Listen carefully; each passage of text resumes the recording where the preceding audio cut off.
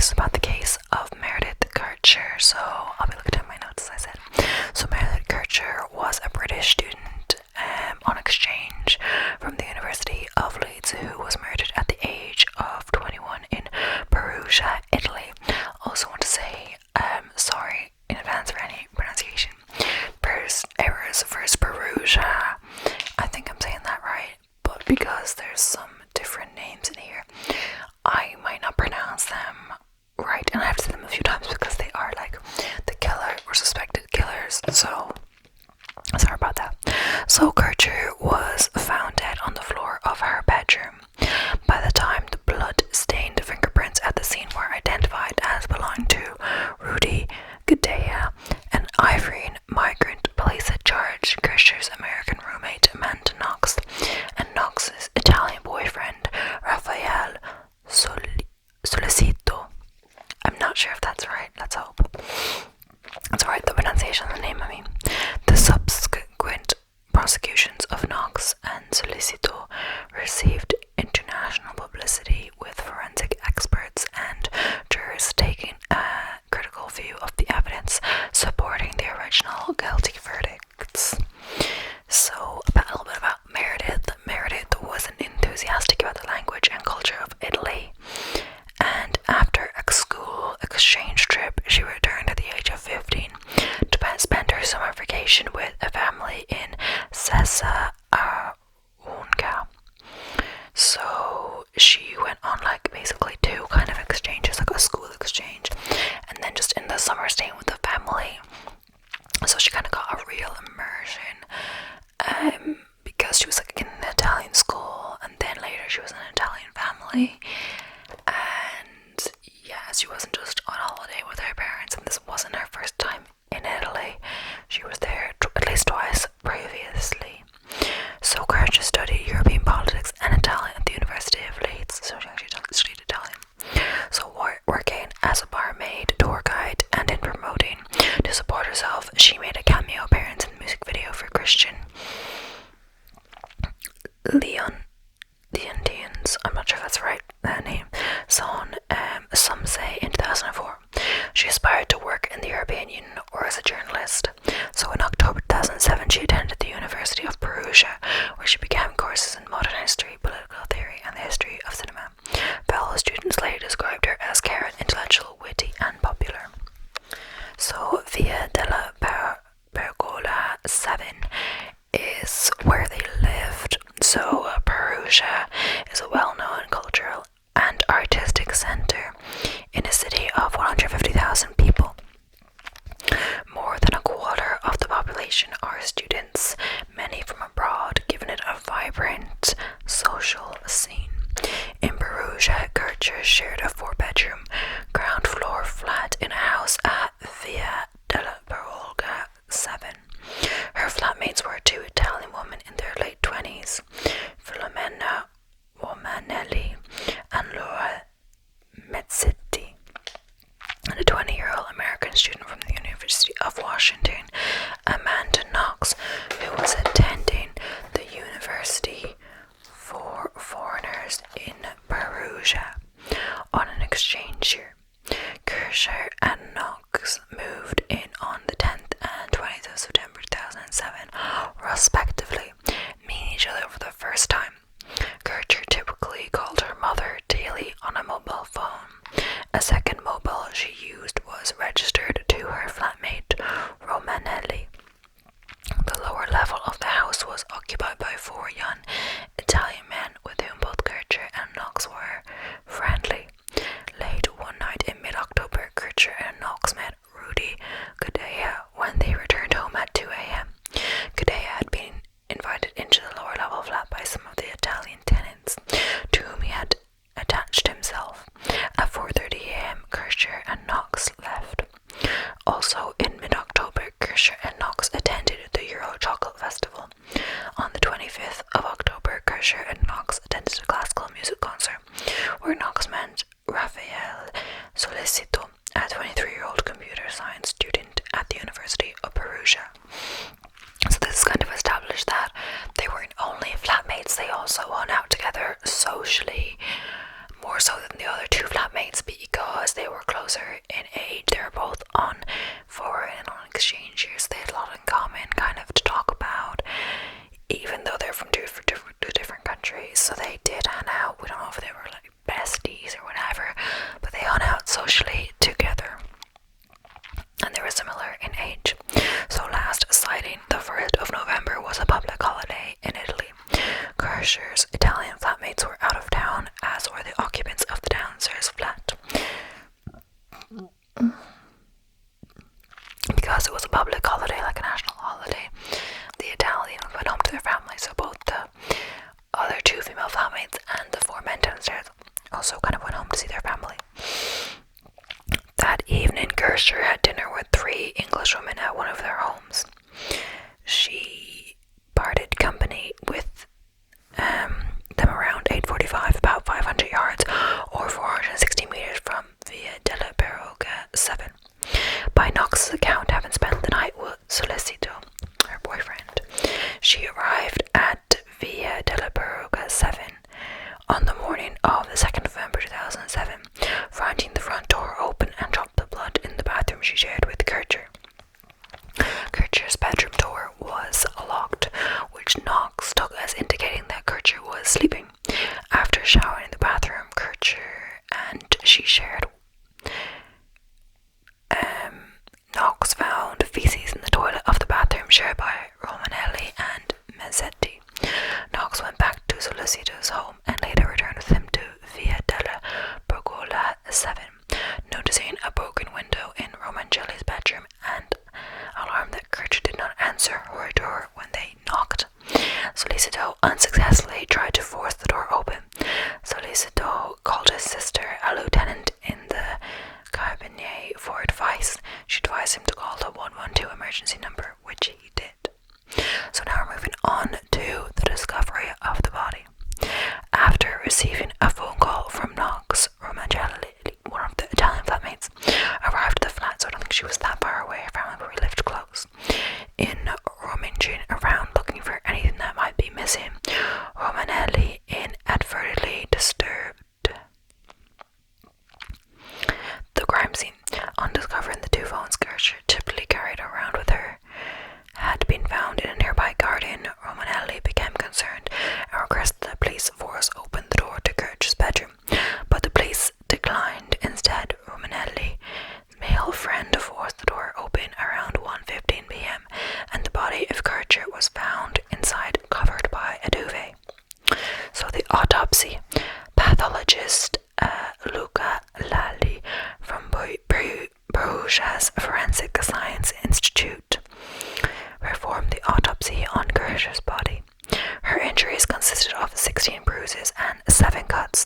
These included several bruises and a few insubstantial cuts on the palm of her hand.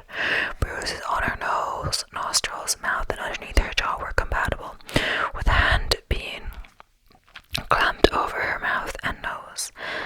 Lally's autopsy report was reviewed by 3 pathologists from Perugia Forensic Science Institute, who interpreted the injuries, including some to the genital region, as indicating an attempt to immobilize Kercher during sexual violence.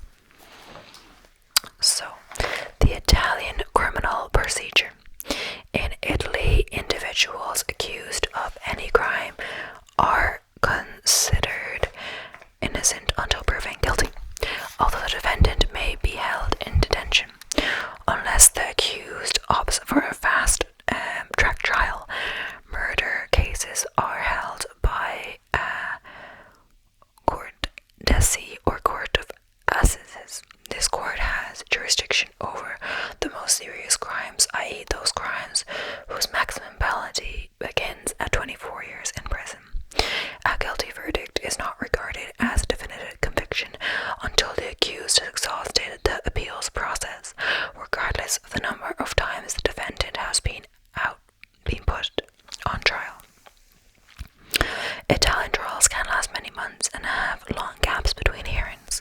The first trial of Knox and Solicito was heard 2 days a week for 3 weeks a month. If found guilty, a defendant is guaranteed what is in effect a retrial, where all evidence and witnesses can be re-examined. So now about Rudy Guede.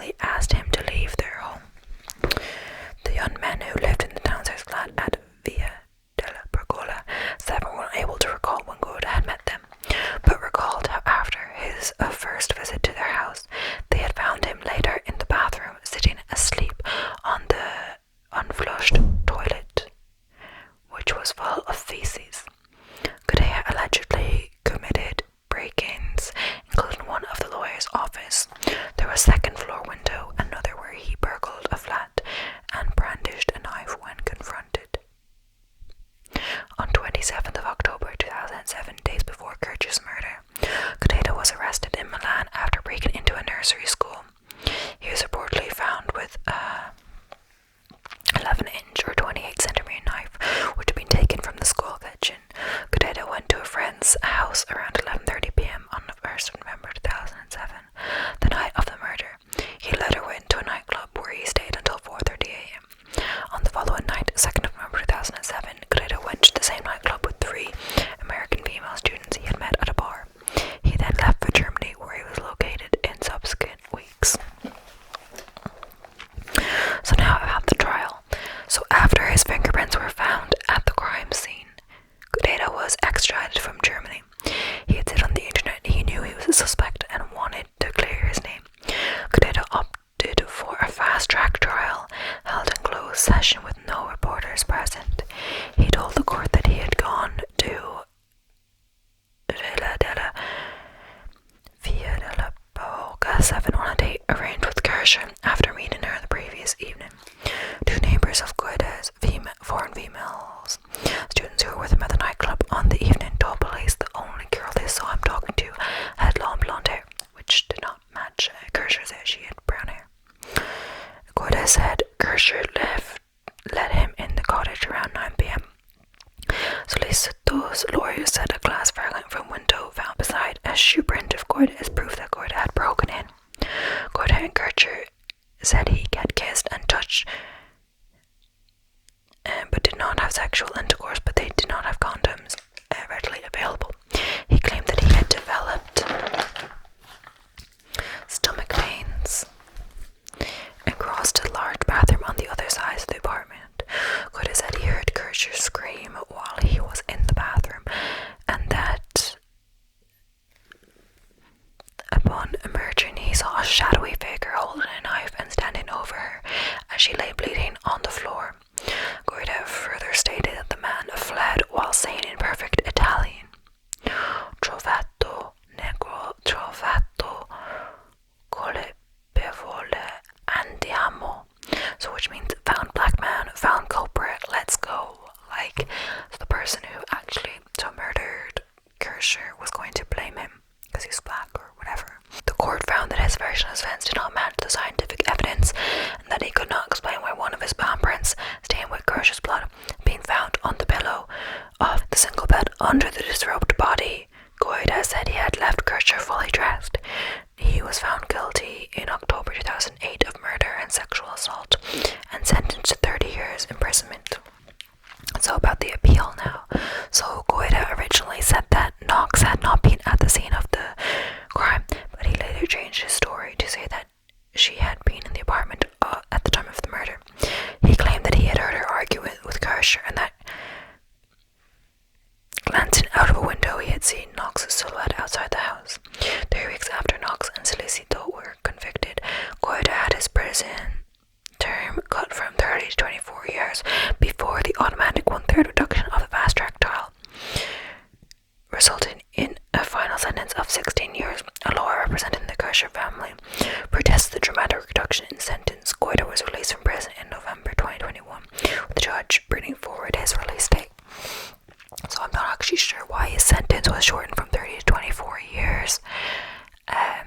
I know from 24 to 16 was a 3rd reduction for the fast trial. So if you opt for the fast trial, it seems you get a 3rd reduction of your sentence. I guess that's because, like, you know, it's handy for the court to, like, get it over with and have a fast trial, but that means both sides, both the prosecution and defense, so your defense will have less time to prepare, but then again the prosecution will have less time to gather evidence against you. But yeah, so Amanda Knox and